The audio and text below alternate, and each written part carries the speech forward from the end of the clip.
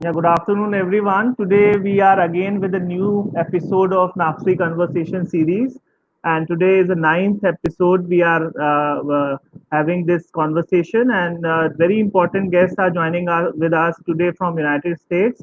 And now I would like to invite Professor Bhatt to introduce the host and the today's guest speaker. Yeah. And now I would like to invite Professor Bhatt to introduce. Thank you, Prasant. Good evening to everyone. This is my pride, pleasure, and privilege also to welcome our honored guest, Professor Brij Mohan, and the host of the today's conversation session, Dr. Atul Pratap Singh. Uh, I will only say one thing about Professor Brij Mohan, that he belongs to originally from India and to my school. My school in the sense that from where I had got opportunity to do my masters, the Department of Social Work. Then it is called JK Institute of Human Relations, University of Lucknow, and fortunately the host of this session is also from the University of Lucknow. While he will introduce our guest in length, I will be very happy to introduce the host of the today's session, Dr. Atul Pratap Singh. Dr. Atul Pratap Singh is a faculty member in Ambedkar College of University of Delhi, teaching social work from last 15 years. Dr. Atul Pratap Singh has his credit around 18 books and 60 articles, then number of research projects he has been associated, training program, and above all, he has been the managing editor of the NAPSWI Journal of Social Work Education, Practice and Research. Uh, so, social work education, research and action, J. Savera. And with these small remark, I once again welcome to Dr. Atul Pratap and Professor Brij Mohan. I request Dr. Atul Pratap to take the stage and to introduce our honored guest and to have this conversation series on social work profession and COVID-19 catastrophe. Uh, Sir, I will just add that this series is being planned for 3 generations. You belong to the first generation of social workers. Atul belongs to the second generation of social worker, and this conversation is going to benefit, though all of us, but the third generation of the social workers. So largely, this show is being watched by the students, practitioners, and teachers across the country, and more than 4,000 people are live to watch us. So with It's my these honor. I'm and very pleased. NAPS, we This, once again welcome you and this, request Dr. Singh to go ahead. this intergenerational dialogue is very meaningful today. Yes. Sure, sir. Thank you, sir.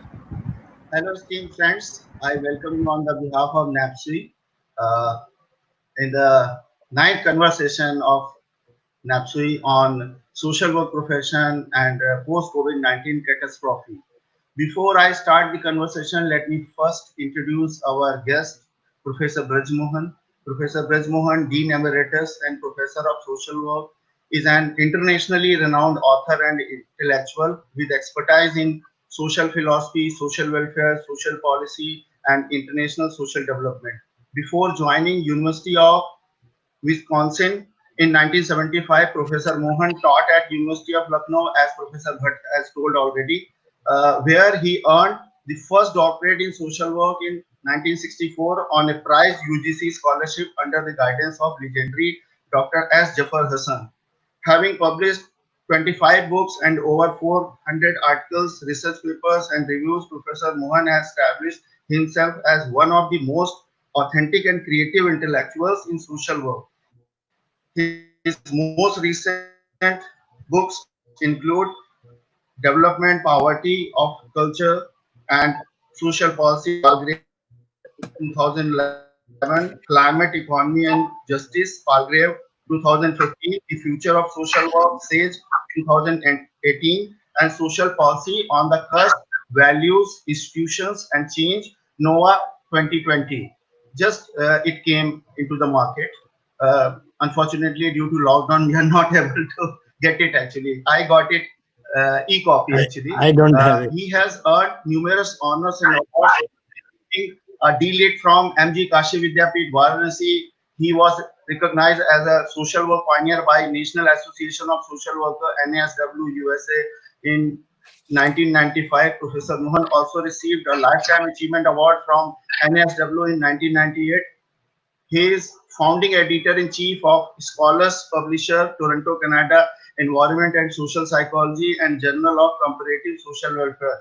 His contribution to knowledge and practice are world-renowned. NAPSWI has conferred Lifetime Achievement Award during 4th Indian Social Work Congress 2016 to Professor Mohan for addressing and strengthening social work education and practice at global level, being a social work professional of Indian origin. In 1997, the Louisiana State University Foundation endowed a prestigious eponymous Distinguished Professor Award in his honor. Pleasure to having you here, sir. I welcome you once again on the behalf of. It's a treat to all of us to watch you, to listen you. You spare time for us. Now, I would like to request you to introduce about your subject. Then we will start conversation accordingly. Thank you, Dr. Singh. I'm flattered, I'm honored, and I'm humbled that you introduced me in such a eloquent language. My topic today is to emphasize and foresee the role of our profession in the post-corona times. As we know, during the last 4 months, this this virus has practically changed the whole world. And since I live in America and I cannot uh, avoid this, about 2 weeks ago, a black man under the boot of a white policeman was brutally murdered. This whole country is festering with unrest, protests, and whatnot. So the in 140 cities, the protests are going on, and regardless of the social distance and this virus pandemic. So, in the context of a, a massive social unrest, as well as in the wake of this pandemic, it is very difficult and challenging to discuss where we are as a profession. We live in a broken society. Our social institutions are faltering. Education has become a commodity. Com- Communities are all gated. Joint family has vanished. Religion has become a political weapon. Social welfare state is in disarray. And social welfare or social work has become a bad word. And the state of economy is such that 1% people own the rest of the wealth in the whole world. In such a surreal epoch in history, uh, discussing civil unrest and COVID-19 is both challenging and significant. And I I have prepared my prologue, which will take me 15-20 minutes, and I would skip this and bring back my thoughts in harmony with the questions that I'm going to be asked. So I will defer it to uh, Dr. Singh to raise some certain questions, and I will respond to them as authentically as I can.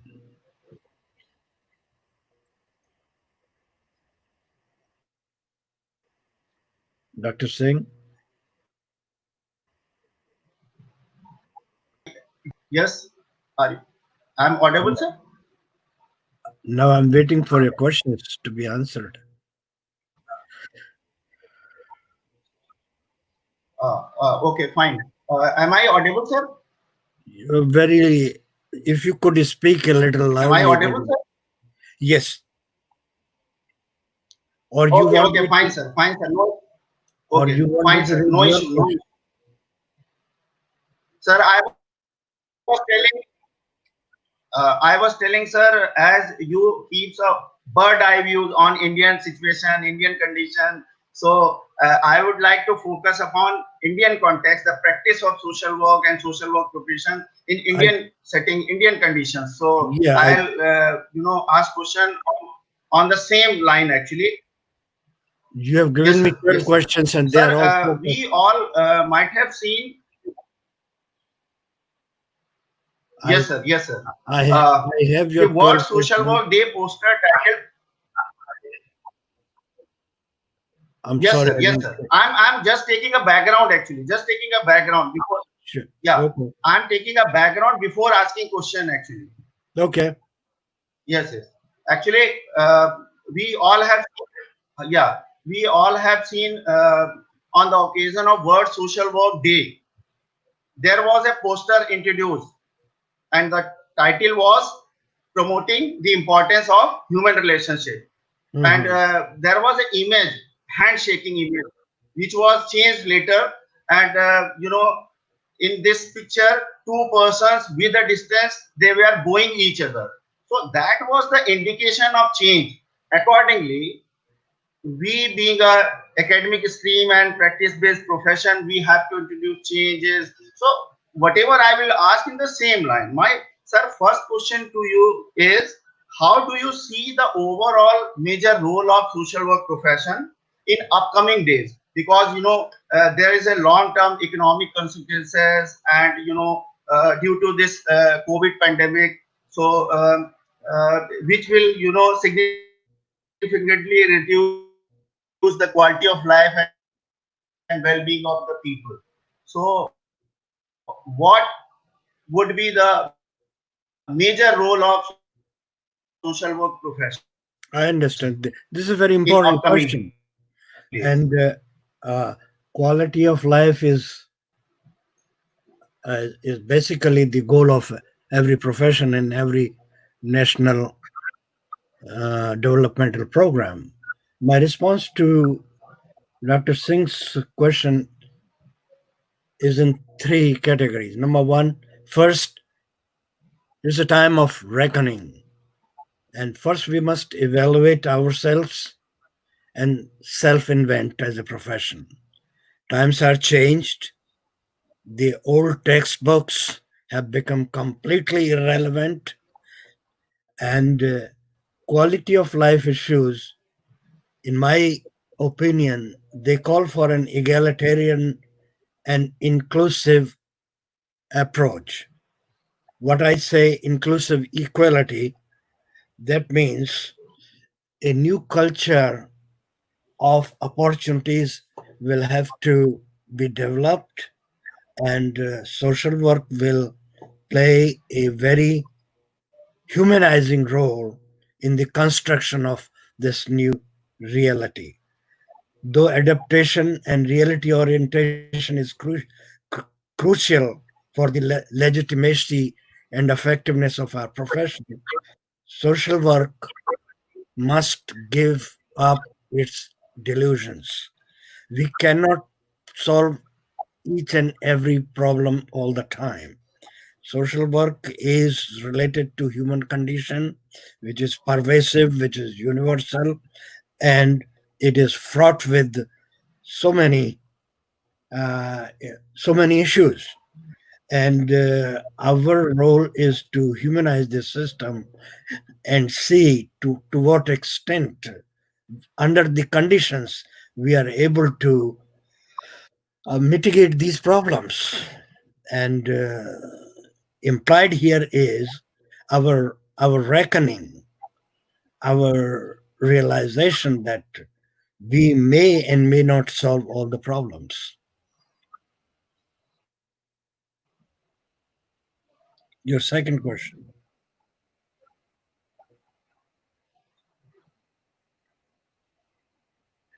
Atul ji? Hello, Atul.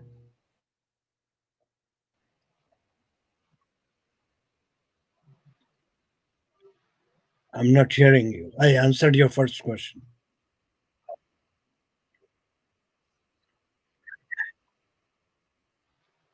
I'm not hearing you. Your your second question is, our country is likely to face more unemployment, loss of job, wage cuts, labor shortages in urban areas. What should be our policies? Is that right?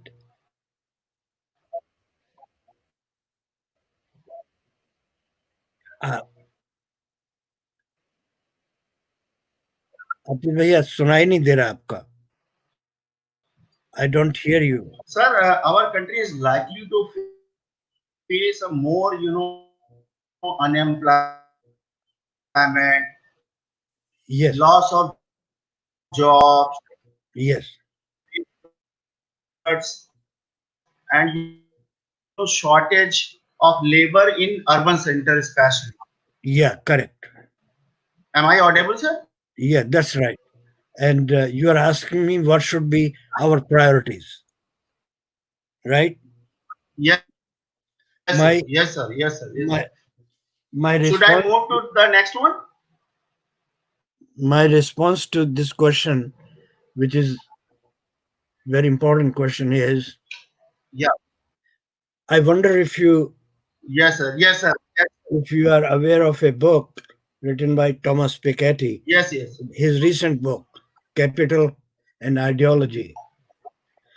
The world renowned Yes, economist whom I nominate for a Nobel Prize, he pleads for a post yes, Marxist sir. ideology that I have been Yes. reading for the Yes, last sir. So five my decades. question is, what should be the policy priorities in India actually? Yes, I'm coming to that point. Our policy priorities will not be determined Sir, I have by the kept models 100% that speaker, we see in other countries. Uh, uh, 100% our volume ours is a is very on actually. diverse, egalitarian, Am I pluralist am I audible, party. sir? I beg your pardon. I Hello. Yeah. I'm responding to your question. Why Yes, sir. my answer is our priorities will be Yes, determined sir. by the ideology of our own country, and whether we follow a socialist model or a democratic model or a communist model. It all depends on the orientation of uh, the, the planners, if you say.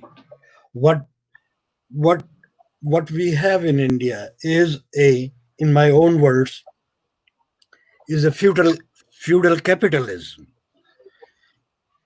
and it has practically a barbarian laissez-faire approach to growth and development, and the rise of inequality between the rich and the poor is not going to solve any problem. So whatever your economic priority to overcome the problem of unemployment, labor shortages, urban areas fraught with the labor shortages, it has to be governed in such a way as to uh, empower the working force without without Yes, sir. letting them feel exploited. Workers come from rural areas to urban areas with few items, and they don't have homes, they Yes, don't sir. have anything. They sleep on the railway roadside, and that's not the way you are going to gentrify your your fine cities. Our cities are growing at the expense of rural areas. So we will have to have a synthesis of developing these rural areas in such a way as to grow these cities without sacrificing or destroying the rural areas. And I think Mahatma Gandhi was absolutely right when he thought and when he spoke of bottom up development from villages. Our 5 year plans have been a failure in the context that we did provide a few amenities in the rural areas, but rural areas are rural areas. My sister is married in a very rural area in District Kaligad. I went to meet her a few months ago, and the whole village was empty. There is no man in that village. They have all left the villages. So that's not development. I've said so many things in so many ways, but the question in terms of raising priorities depends on the kind of ideological steps our planners, our legislators will design and choose to implement.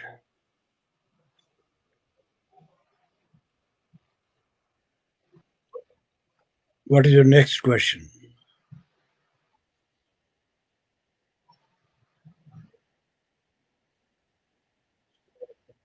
Atul ji, आपका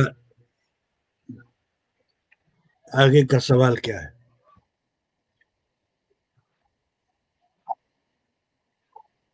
मैं सुन नहीं पा रहा. Across the world have faced similar.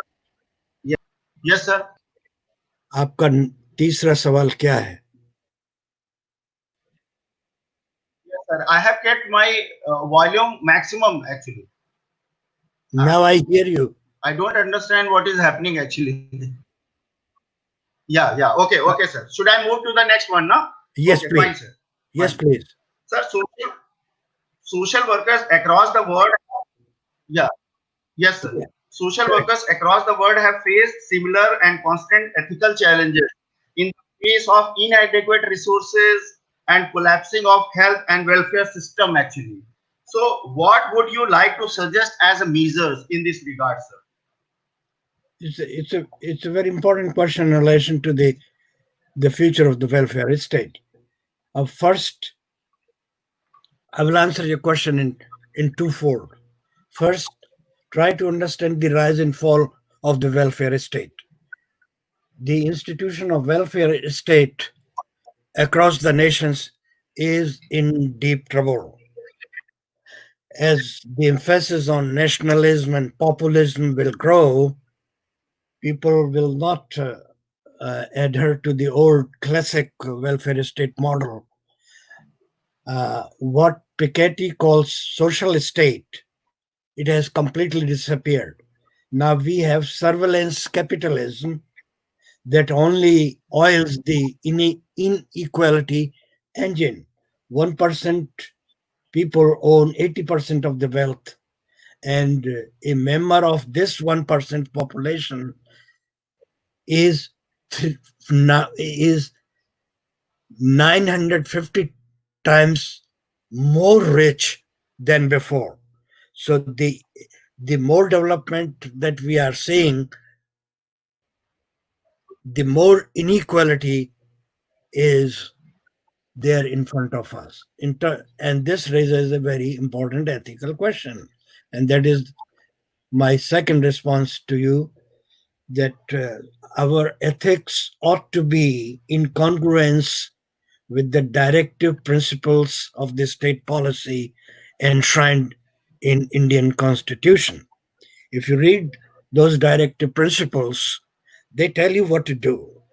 And my analysis and uh, my my focused approach response in the context would be: number one, we should advocate and practice access to health, education, and economic opportunities as a human right. If your child needs health, education, and a job, it should not be a matter of your status in the society, or your capacity to bribe, or or your grandparents. That child has a right to get these amenities, these conditions, because these things should be recognized as human rights. Number two, social work must practice what they profess. There is a literal schizophrenia in my profession. People go into the class, teach something, and the moment they leave the class, they are in a different world as if nothing had happened. Related to the third is, don't profess what you cannot practice. So, in view of this, my answer to your third question is, uh, be pragmatic, be self-aware, and try to emphasize that economic and professional opportunities are made available to the needy people as their right, not as not as something given as a charity or dole or something. Your next question, please.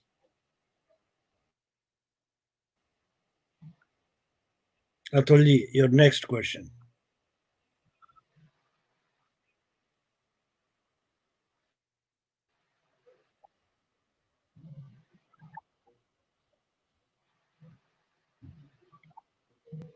Should I read your next question?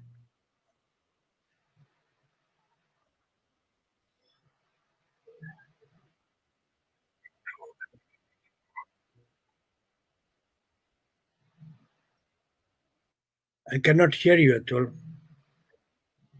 आप मुझको सुन सकते हैं?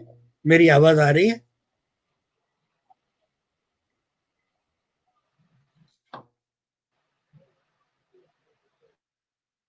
Okay, sir. Sir, Your fourth question is, during this yeah, yeah. period, Sir, during this lockdown, there is a mushrooming of, webinars in social. on social Yes, work sir. instead of direct service, I'm perhaps asking, as sir. compulsory measure. I'm asking, sir. There is a mushrooming of webinars in social I work got it. instead of direct services. No. What See, we have been watching actually, perhaps as a compulsory,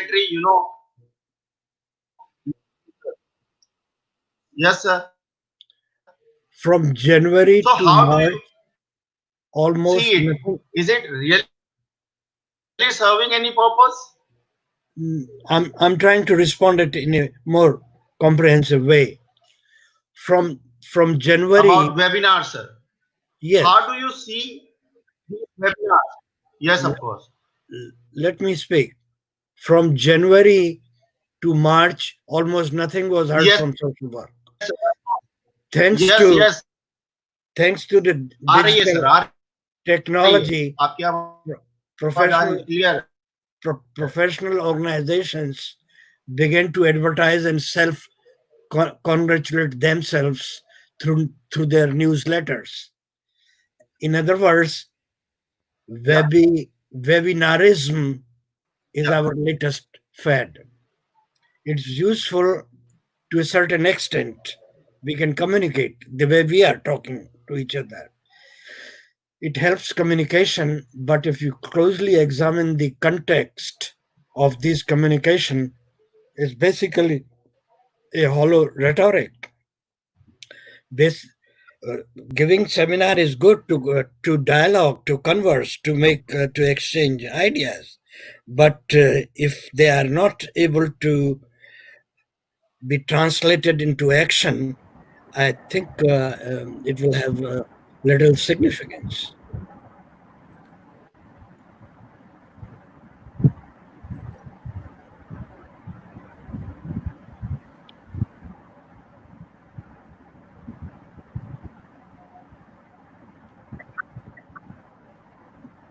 Now, your fifth big question, you put me on a spot and asked so Yes, many sir. things. So Please. give me some time. What is your fifth question?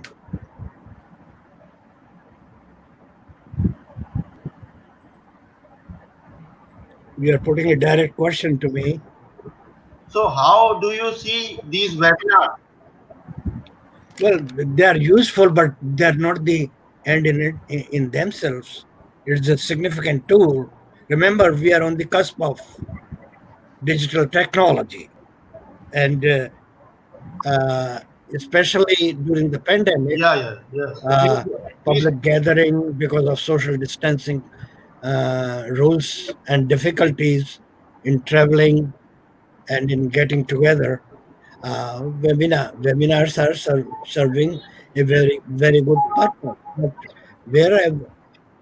wherever, whatever you see is all in terms of having a webinar. I don't see much substance in some of those seminars that I've been a part of or I have seen. You are asking Sir, good and difficult questions, this so you can flatter yourself to have designed a very good webinar. Sir, may I intervene here? Yes, please. Since Atul is getting some connectivity problem, Yes, what sir. I propose that you continue with your discussion, and remaining question Atul will come little later, because this is getting a lot of messages that there is a connectivity issue with the Atul's connection. That is why he is So, not listening and the data is transferring quite late. So I just propose that but you can continue, because okay, you but already have and some questions with us from us, right, sir? I have Atul's questions word by word, and first I Right. will let the audience know this is the question, and I'm answering this. Yeah. Is okay. So Atul's fifth question, which is a very difficult question, is in his own words, very pinpointed and direct question to you. That is to me. How do you foresee the future of social work profession in the world and in India? Will we go back to philanthropic, or we will continue to grow as a human right profession? This is basically about the future of social work India and abroad. I, I will answer this in many ways. It's a difficult question. Okay, sir. And my So, answer is how do you see the future of social work profession in the world and in India, sir? This is my next question, that's what actually. How do you see? that's what I'm trying to answer. Social work per se will cease to exist as it exists today. There are three factors for the possible of a reinvented social work, which I call social practice, and this will be affected by three conditions. Number one, artificial intelligence will completely change the meaning of both social and work. You recognize that work will completely disappear from our life as we know it, because automation and robotic intervention will substitute what we are doing today. And social has lost its meaning uh, because of the artificial intelligence and the impact of digital technology. Second, different modes of national and regional indigen- indigenization will evolve varied models conflicting with Judeo Christian values that embody the Western model of social work, which is mainly an American gift. And modern social work, which is basically an improvement on American model, is largely based on Judeo-Christian values.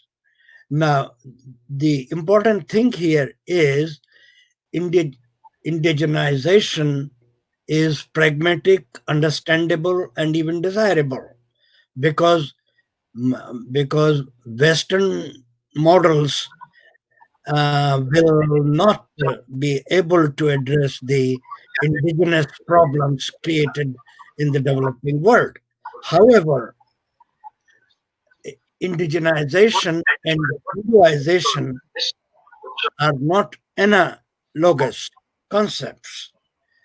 And if in the name of indigenization, if we are propagating Hinduization, then there will be a paradigm shift, and social work will no more be a profession, it will become a cult.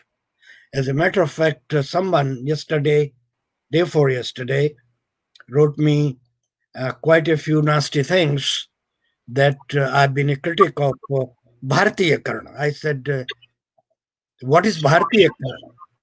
I doubt if he was able to answer my question, but he kept on calling me names that I'm too Western and I don't understand anything about the Indian conditions. My point here, and I'm emphasizing that a profession is based on knowledge. Knowledge has no nationality. Knowledge is a search for truth. If you are a surgeon and if you are going to conduct a brain surgery, you will not think whether this is Bhartikaran, indigenized surgery or Western surgery. It is surgery. So technically, when you are practicing social work, they I don't care whether it is a combination or a pragmatic amalgamation of West and East. It has to unify. I wrote a book which not many people wrote, but my idea was unification of social work. By unification, I mean the use of knowledge in terms of mitigating the problems without these ideological fissures and conflicts. So with that thing, my fear, if we take too much religion into this, then I'm afraid it will become a cult. And there are three more other things I want to say. Today, hypercapitalism will be incompatible with emerging market economies, and these market economies will be populist, authoritarian, and nationalist. And faith, religion, and tribalism will bring back charity and philanthropy, sure, but and it will be in the name of altruism. Altruism underlines the modern morality as Nietzsche uh, comprehended this. Yes, there is a sense in being altruist in terms of helping, but mere compassion, mere sympathy is not going to solve the problem. The these problems need rational, scientific approach to solve the problem, with emphasis on so-called Bharatikarana, Hinduization of education, culture, and politics. I fear social work might lose its innate secular democratic character, which promotes diversity and justice, and that's what we need in India. This was my response, very comprehensive response to your fifth question. Your sixth question, Dr. Singh, is technology will be having super and upper place. In many countries, Social workers with internet services, WhatsApp, Zoom, Skype, contact with family communities will develop new specialized services to investigate and intervene on reports of family violence and abuse. What can be done in India to get connected with clients and community with limited or poor internet services? Can you suggest any action plan for social workers in India? Good question. Uh, in this in this digital age, it is very hard to remain untouched by technology, let alone remaining away from the web. The, the triumph of artificial intelligence will make things both simpler and easier. The fact that most of our competencies will be accomplished by artificial intelligence, it is imperative that we will have to depend on internet and so many other related devices. If if robots can perform brain surgery, why can't we assist hotlines and similar calls in our social work profession? It is a double-edged sword, Dr. Singh. It depends on how social work adapts itself and innovates itself. Artificial intelligence, robots, and internet and digitalism will impact our growth and development. We are on the cusp of a digital revolution. A few days ago, a friend of mine went to hospital and his wife had a very delicate and very major robotic surgery. And it is frightening to see how human competencies and skills will be better substituted by robotic uh, devices than we can offer. In other words, India has a great challenge to adapt itself to the rise of digitalism. How we have to do it? We can do it. We have the resources. Our techies are inundated in Silicon Valley, and if we make environment safer and well paying in India, they are there to solve those problems. So you don't have to worry. That was my question, my answer to your question seven. Question fifth. I'm sorry, sixth. Your sixth question is, your seventh question is, should I read it, Atul, or will you read it? Seventh question.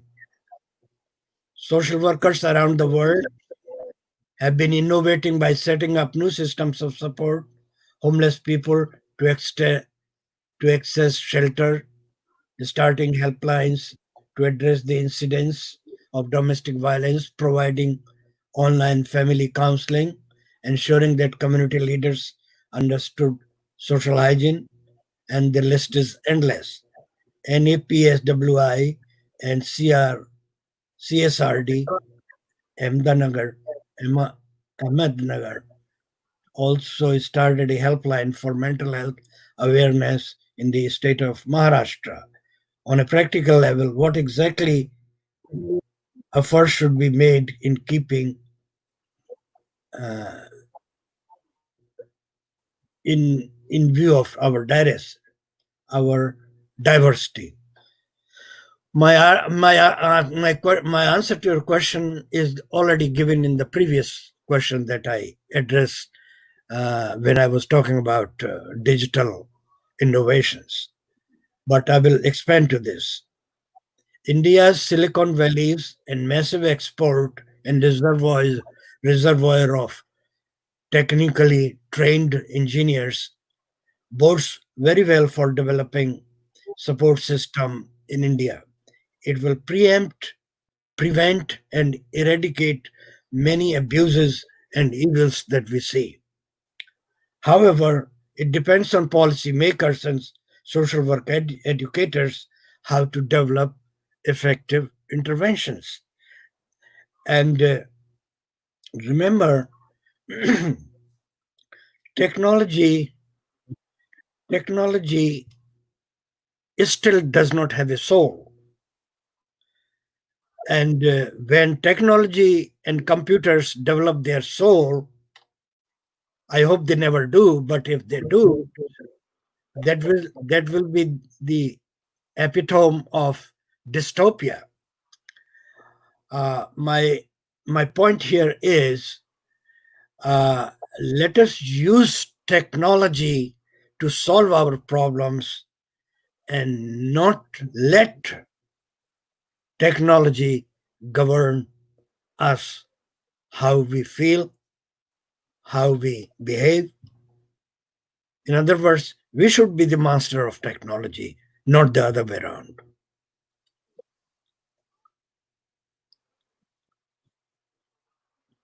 I'm moving to your eighth question, Dr. Singh, with your permission. Your question eight is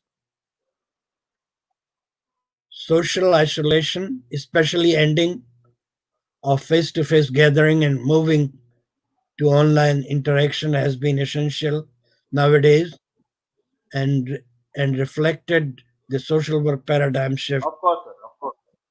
of Yes. adapting quickly to the challenge. But how would you be able to understand human behavior, sentiments, and relationships through Yes. virtual medium as they are challenges, especially relating to the context? This is a question which relates to human interaction with the machine. Face to face encounters, including transactions and relationships, have already disappeared. As technology develops, all face to face encounters will vanish. Even our children are homeschooled today on internet. My grandson who lives in California, we saw him graduating on internet. We heard his speech and all other students and teachers. We were listening to them.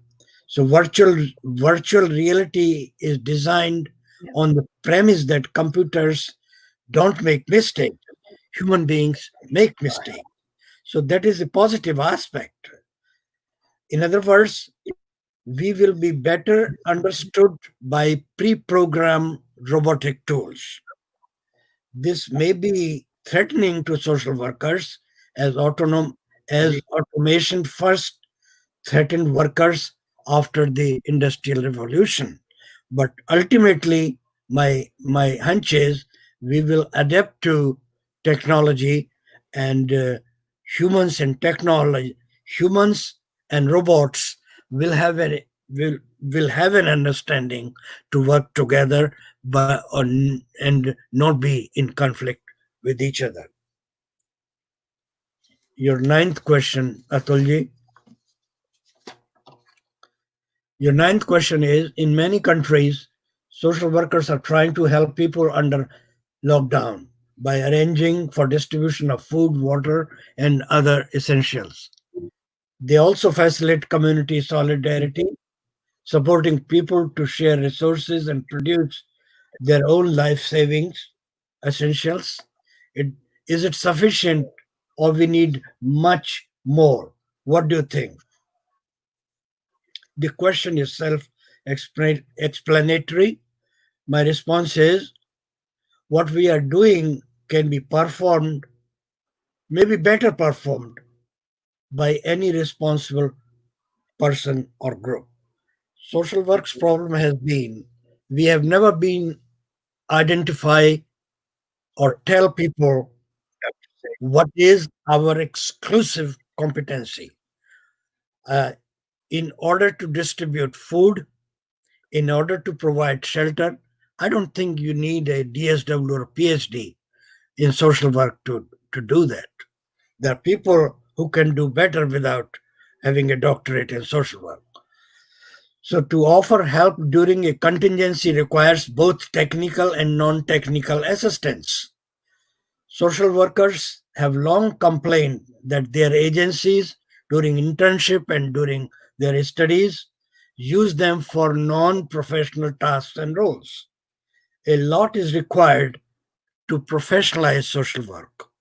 Professionalization of social work is important if we are delivering our services in a competent, effective, authentic manner as against rudely or imprudently provided by laymen who do not know anything about social work methods and skills. I'm reaching to your 10th question, unless you have a question about what I'm talking about.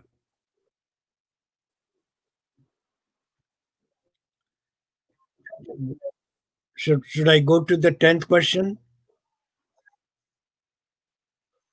Your 10th question is, we all know that there is a severe economic hardship and communities are in the crisis accordingly. As a result, they should definitely need to build new local capacity. In your opinion, what capacity social work and communities both should develop and survive? Sir, you you propounded 7 pillars. Do you think their relevance more in post-coma times? Yes. My answer is capacity building is the foundation of social work at all levels. The 7 pillars that I have postulated involves a total transformation of social work. I call it social practice, which should, in my humble opinion, address many issues and concerns. My 7 pillars uh, of social work, social practice do not include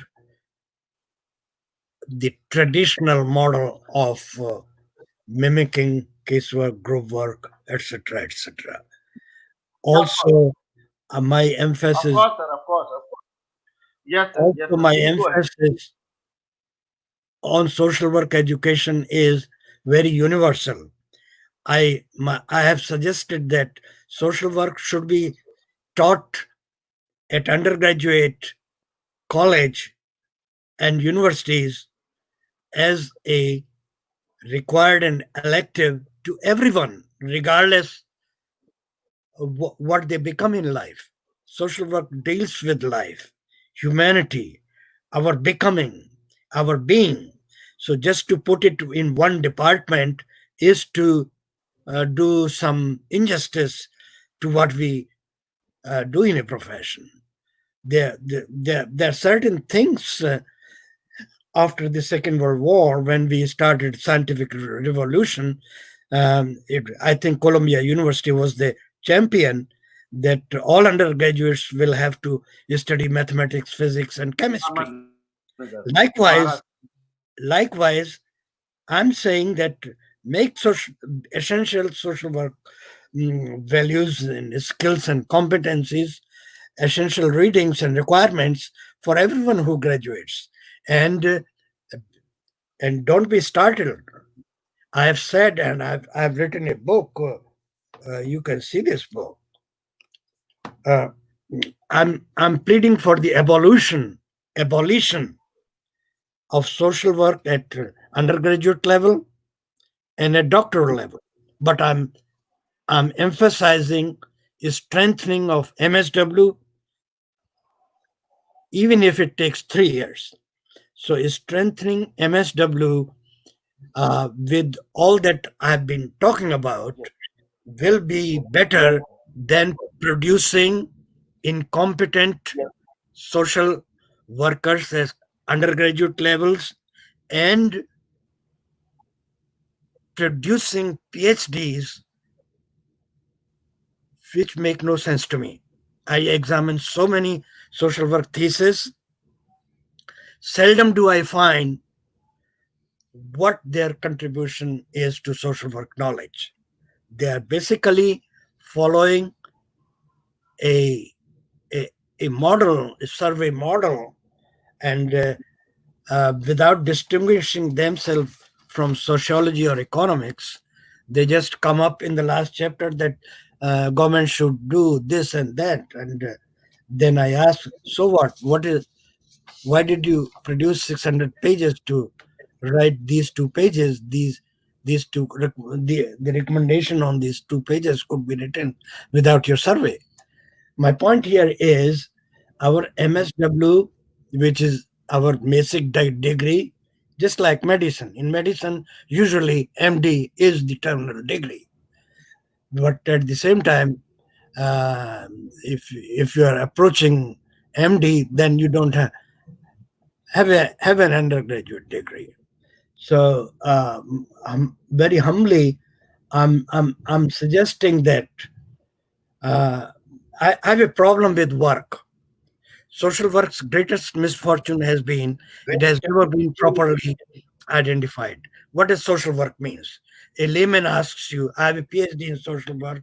I've been given the honor of having uh,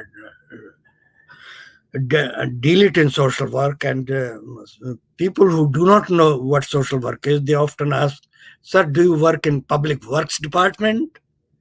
I said, no, no, sir, I work in university. So you are a sociologist? No, I'm not a sociologist.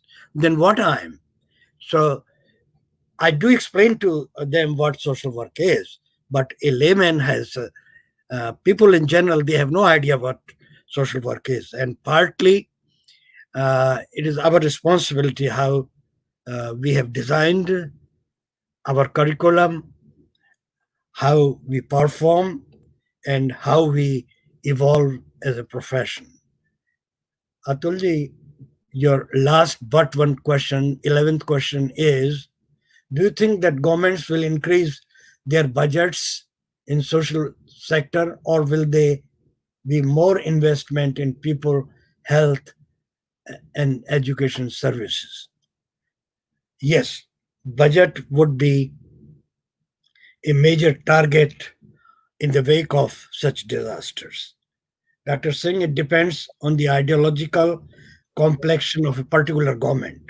What kind of government you have, their policies will become the tools to make investments, whether directly Yes, of in the course. people or in their communities, whether statues. My problem here is our development. I'm talking about development in India. If our priorities are towards making statues and temples rather than improving schools and hospitals, we know what we are doing. Our temples are so rich, they have so much wealth. If you translate that wealth into good schools, India will become a paradise. We don't we don't suffer from the lack of resources. We suffer from imagination, and we suffer from a will to exercise that imagination, translate that imagination in some transformative direction. Instead, we take orthodox, traditional, fatalistic, feudalistic approaches, and we expect something, some miracle will happen, and we will become a utopia. It's not going to happen. The last question: Am I going too fast or too slow? I've taken almost 1 hour, and your last question is not addressed, and I want to give some question in time. So let me go to your last question. Uh, and that last question you asked, in Indonesia, they have published a new guideline on psychosocial intervention. What shall be your Yes, sir. prescription for professional organization like Yes, sir. NAPSW in India? And so I did some research, and first of all, what what Indonesia is doing through their law. uh, I have to make a very simple statement. Yeah. India is a very compact subcontinent. Indonesia includes thousands of islands. It's an epic Lego. So India is not Indonesia, nor Indonesia is India. Their new social work law offers no special pathways either for innovation or transformation. And they have a dualist approach, one for education, social work education, and the other for practice. This dualism will create problem. I totally agree uh, with their need for having governmental regulation, because mushroom growth, unchartered, unsupervised, unregulated uh, schools will crop up, and somebody will teach Hinduization, somebody will teach something, somebody will teach something, so we will lose the focus. Ali Faruddin and Hashmi Yusuf made a copious study and summarized what Indonesia is doing, and I'm giving you a summary. In the post independence development, the social work profession is struggling to attain maturity as a profession. Quotes: social work education needs a new direction in order to Will you achieve. please allow me to meanwhile? I'm just finishing what Indonesia is doing, and basically, I'm finished. My presentation is finished, so it's question answers, whatever.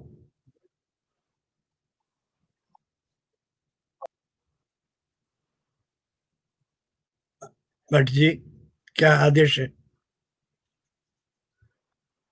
सुनाई नहीं दे रहा, मैं सुन नहीं पा रहा हूँ. Sir, Yes, now, sir. yeah, sir, there will be some questions from the viewers, and we will take few questions, three, four, and after that we will wrap up the session. Okay. Yes. So I'm finished with Atul's 12 questions, unless you have extra questions. no, these are the questions which has emerged from the. Prasant, can you highlight the question on the screen?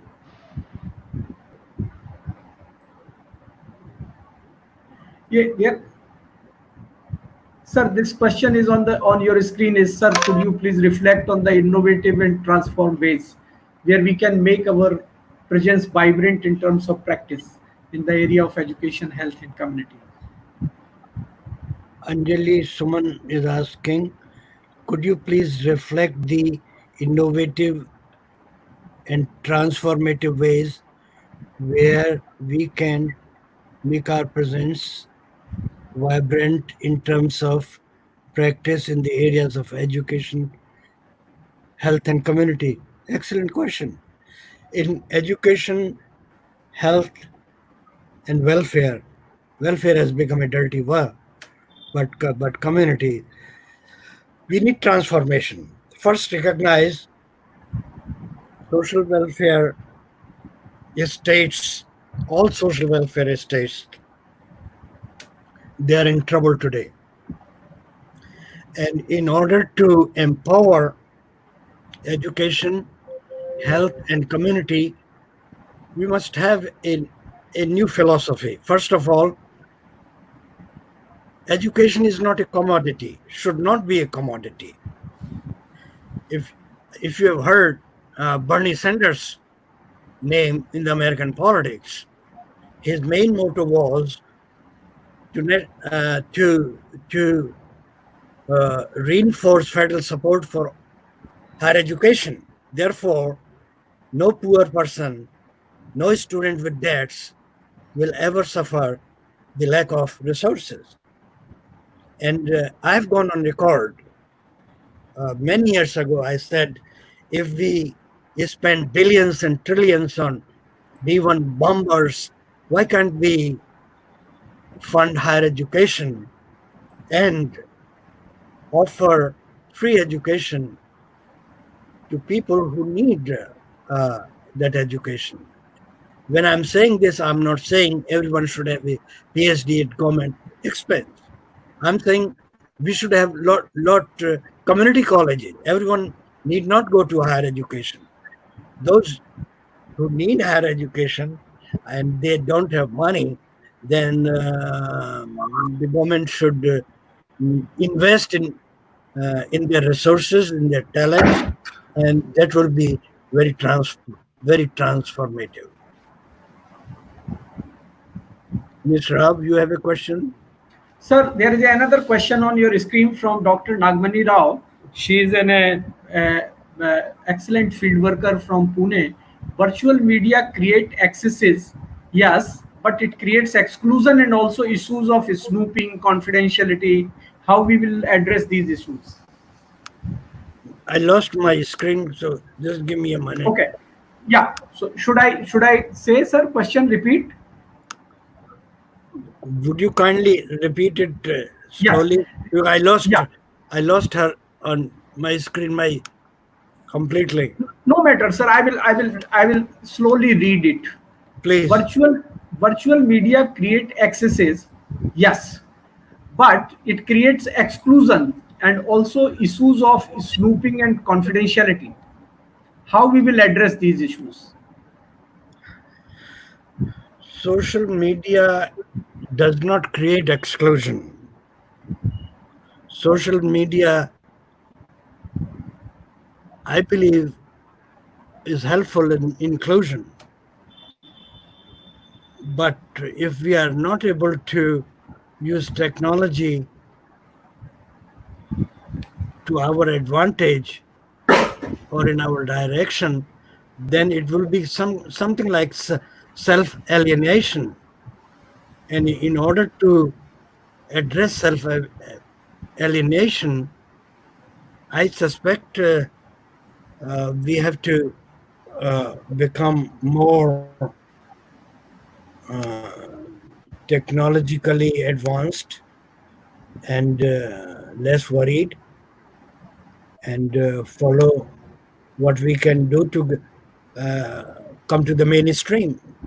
Our our young children know computers better than we do. My 13, 12-year-old grandson is making his own computer, whereas I cannot fix my computer and I have to pay $300 to Best Buy for getting a small support. So my point is,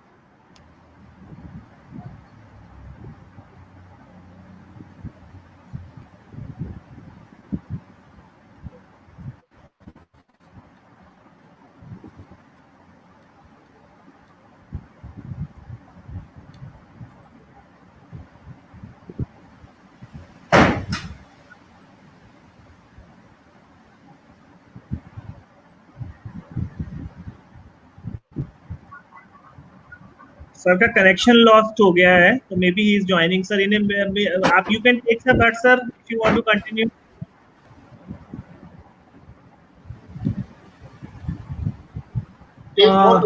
Take more questions so that we can secure time a little bit. Yeah, Atul, I mean, sir has taken almost all your questions. Would you like to add some question? No, I wanted to only ask what is his message to the social work professional in India, especially for young buddies. That was my last. Otherwise, I have asked whatever question, and I have shared with him also, so that he'll be in a comfortable place. But now the Professor Brij Mohan connection has lost. Yeah. Maybe because of some reason. So what I will do while we will be waiting for him, I will be giving some message which we need for the next two lectures. Next two lectures are on 12th and 13th. On 12th we have World Day Against Child Labor. So we will be holding a conversation on child rights after COVID-19. And followed that, we thought that so far we have listened so many thinkers and many voices which came out in form of the live comments. People were asking that what are the direct interventions. Yes. So, Speaking. and right. Yes, I Prasant, I have take to some. answer. I have Yes. to answer Atul's question Yes, sir. Yes, regarding sir. the message to the young people. Yes, sir. What is your message to the social work professionals in India, especially for young bodies? Yes. Yes, sir. Uh, uh, Atul, believe it or not, two or three of my best students I ever produced here. One of them has left social work and gone to real estate. The other one has left social work and has become a paralegal working for a law firm. But sir, I left. Uh, Yes, and sir. and believe it or not, 5 years ago, my own daughter-in-law was going to social work, and I had a little sense of guilt, but I told her not to go to social work. Why?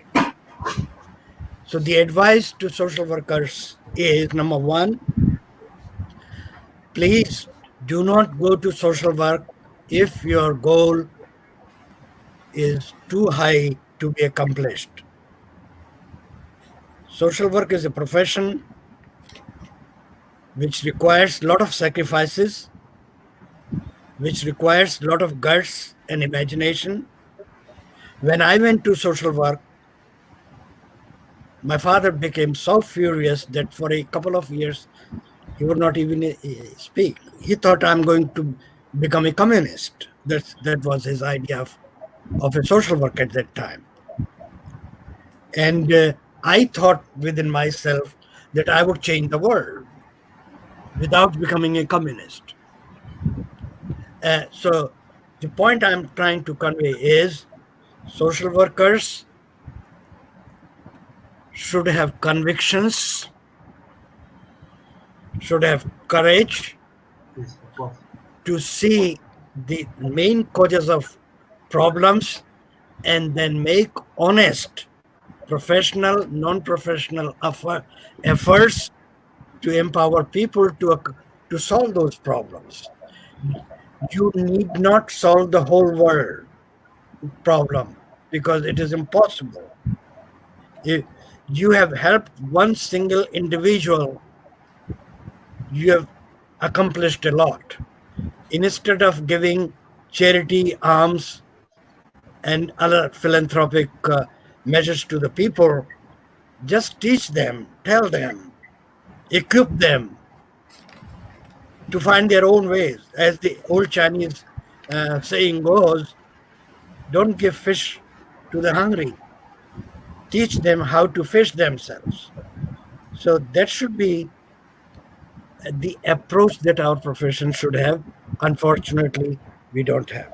Number two, social work has become a career to people who cannot get jobs elsewhere. Somehow or the other, they find it easier to get into social work, and they would kill for to become deans. They do not know how to teach and they become deans. You follow their orders, uh, and the legitimacy that they get by their affiliation to certain institutions of higher learning is basically abused. And lastly, lastly, I my heart breaks when I say this. Uh, many social workers, many social workers, they just come to get a degree and then some license in order to become practitioners in our profit-making health system. We become tools in the hands of medical profession Exactly. for doing the things they themselves don't want to do. Instead of paying $1,000, $100,000 to a doctor to do the interview, they pay $25,000 to a social worker MSW who just writes the who just prepares the case record for its boss. So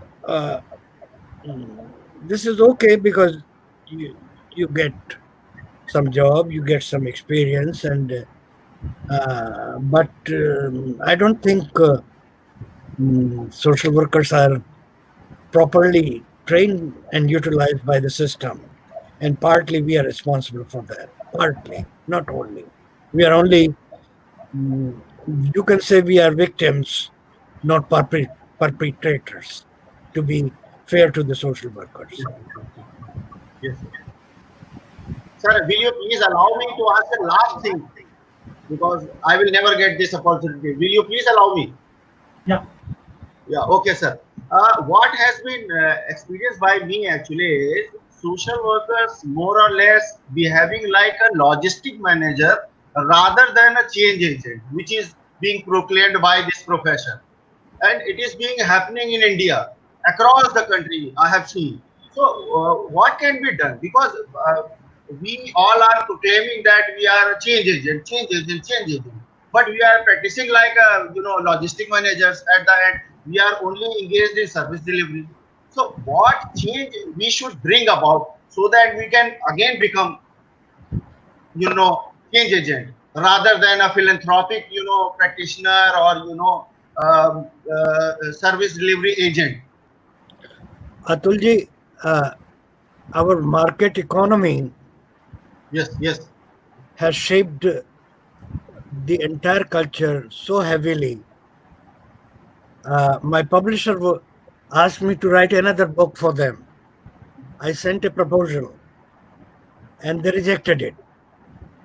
And they said, we want you to write something about management and leadership. I said, I'm not a manager because I don't want to be managed. Social workers can be manager, but their subjects are human beings. Yes, of course. Uh, what you are calling very eloquently logistical managers, they they are using MSW degrees with some additional training,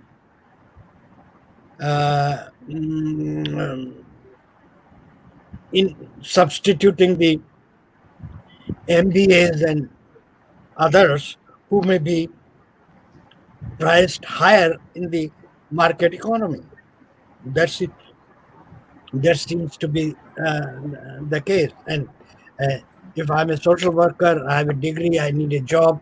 I don't care whether you want me to manage uh, book publishing or editors or journals, regardless the job is social work or not. I don't care. I just need a job. But that is a reality, and it should not be the case. Yes, of course, sir. Right. So, Okay, may I now handing over the charge to Professor Bhatt. yeah. You may Thank you. come in, sir. You may come in, sir. Yeah. Okay. Thank you, Atul. Despite the yes, sir. Please, you want to say something? No, I just want to thank you for your Right. patience and for the honor and the opportunity to speak to you. And I really appreciate it. India means a lot. I live It's here, our but my soul still lives yes, yes. between I know Lucknow that. and I Delhi. know that. I know that, Yes, sir. I know that. sir. It's a Sir. pleasure So, for all of us, sir, to listen to. Thank you. sir, so nice of you, sir, for your My words pleasure. of It's my wisdom. pleasure. I have many reasons to personally thank you. The first reason is that it is Brahm Muhurt, at 5 in the morning.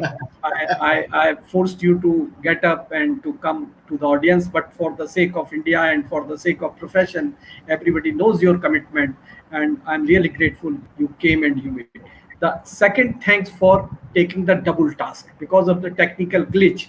Atul has gone out, and I was not aware that Atul has already shared the question with you. So nice of Atul that he has shared the question and save us all with the finding in uncertainty, because Somehow COVID I has know the been technological uncertainty. barriers actually. Therefore, I Atul's shared questions with were good, and I read them very thoroughly.